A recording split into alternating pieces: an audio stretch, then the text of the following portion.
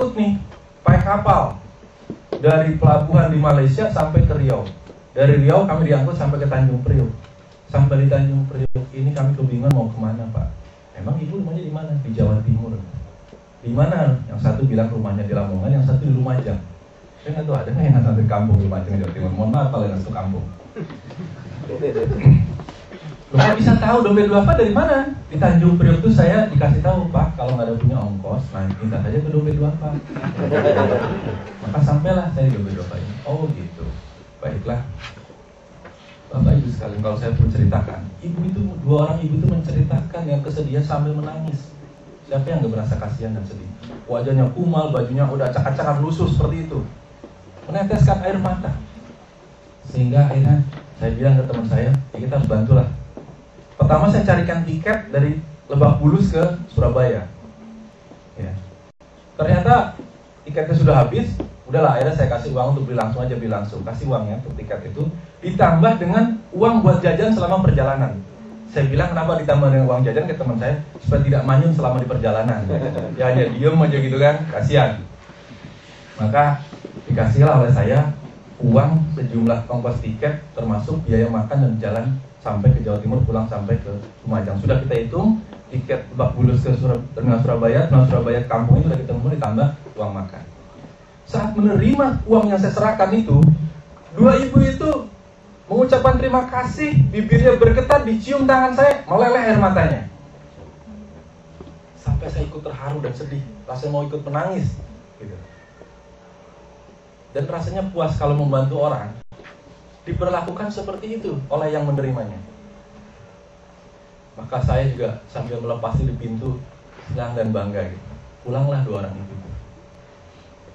3 hari kemudian, saya ada acara ke Pertamina. Kebetulan Pertamina di Jakarta itu berhadapan dengan Masjid Istiqlal. Dan pas datang waktu zuhur, saya pergi ke Istiqlal.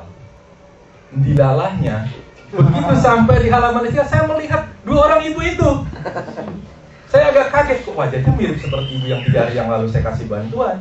Karena dia itu wajahnya nggak menghadap saya langsung dekati, saya pengen lihat betul wajahnya bener nggak dua orang ibu itu. Jadi saya deketin dari mukanya, saya begini kan. Langsung, loh, Bu, bukannya yang 3 hari yang lalu ketemu saya di kantor dompet duafa? Iya, Pak. Kan katanya mau pulang, kok ada di sini?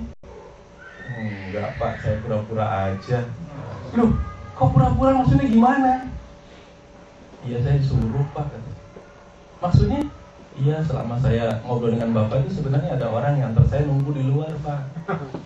Terus, setelah itu saya dikasih uang, saya bagi 2, Pak, antara dia dengan saya. Jadi mafia berarti kan. Pinter sekali gitu. Waktu kasus ini saya ceritakan ke Christine Hakim, karena saya pernah seminar bareng panel dengan Christine Hakim. Christine Hakim bilang begini, Pak Ahmad, boleh nggak dibawa ke saya? Buat casting ini bagus sekali katanya bermanfaat. Itu jawaban Bu Christine Hakim pada saya. Saya langsung tertawa mendengar pernyataan beliau. Dan itu luar biasa. Jadi kita nggak bisa kemudian kalau tidak dengan pengelolaan yang baik. Bapak Ibu sekalian, ya, kasus yang terjadi seperti di Pasuruan yang sudah meninggal, itu sebuah fakta bahwa menyalurkan zakat sendiri-sendiri itu banyak masalahnya. Itu hanya menyenangkan hati kita saja, tapi tidak membantu banyak seperti buat umat ini. Dalam untuk sekedar membantu orang pada saat itu ya, membuat kita bahagia, spiritualitas kita, dahaga kita terpuaskan luar biasa. Mana ada orang tidak bangga, kita belum menyumbangkan sesuatu, orang lain mengucapkan terima kasih, meneteskan air mata pada kita sambil memanjatkan doa buat kita biasanya kan. Wah, itu senangnya luar biasa.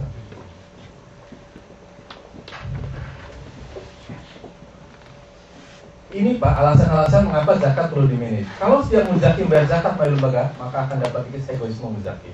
Jadi orang sering merasa Pak, uang zakat itu seperti milik dia gitu. Benar gak sih? Harta zakat yang 2,5% itu milik si muzaki atau miliknya mustahik Pak? Jadi tapi kadang-kadang si muzaki ini merasa, ini kan uang saya yang berhak membagi. Ya. Pada suatu hari saya ceramah di sebuah perusahaan swasta di Jakarta. Maka saya saat saya lagi menyampaikan makalah itu, ada seorang bapak bertanya begini, Pak Ahmad, saya mau nanya nih, bagaimana pendapat Pak Ahmad kalau terhadap praktek zakat yang saya lakukan? Emang prakteknya kayak gimana Pak? Saya kalau mau berzakat tuh Pak, biasanya pergi ke daerah termiskin di Jakarta. Memang di mana Pak? Di Cilincing. Oke, Cilincing yang terlalu miskin. Terus biasanya gimana?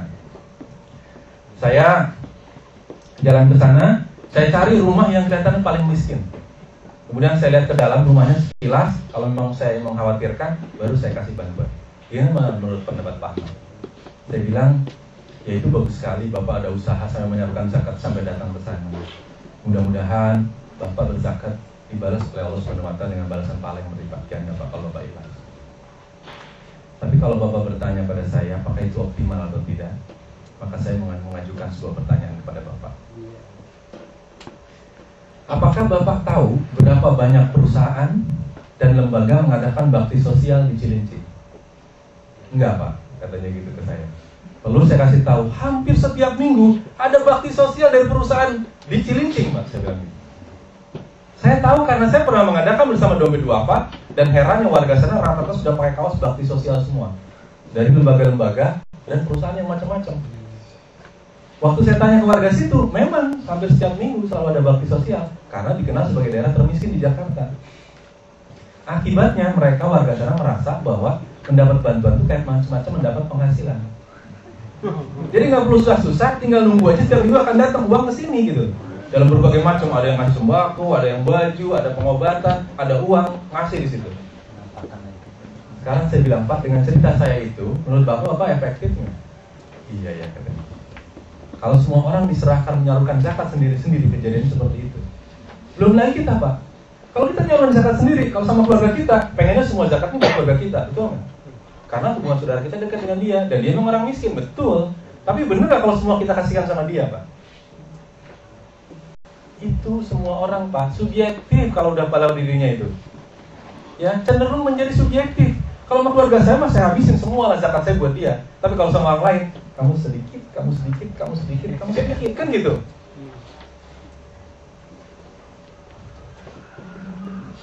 Di situ Mbak, mengapa zakat itu perlu dikelola sebagai manajemen lembaga yang tidak terlalu terpengaruh dengan soal-soal seperti itu. Ya.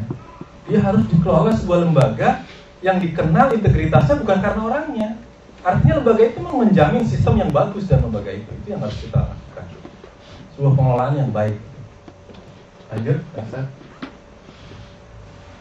Ini saya lewat ya, karena ini saya kira cara-caranya. Intinya begini Pak, kita ini dituntut untuk terus berkembang. Yang ngelola zakat tuh nggak bisa seperti dulu lagi. Ya.